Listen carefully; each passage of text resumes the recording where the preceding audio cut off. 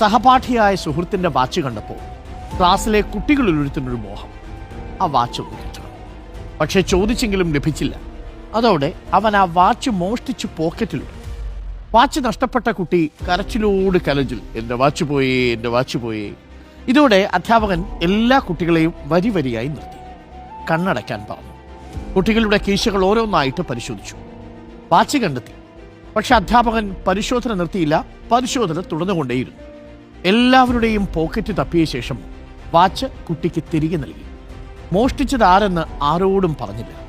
മോഷ്ടിച്ചവൻ അധ്യാപകന്റെ രൂപത്തിൽ അന്ന് ശരിക്കും ദൈവത്തെ തൊട്ടുമുന്നിൽ കണ്ടു. അധ്യാപകൻ അവനെ ശാസിക്കുകയോ ശിക്ഷിക്കുകയോ ചെയ്തില്ല.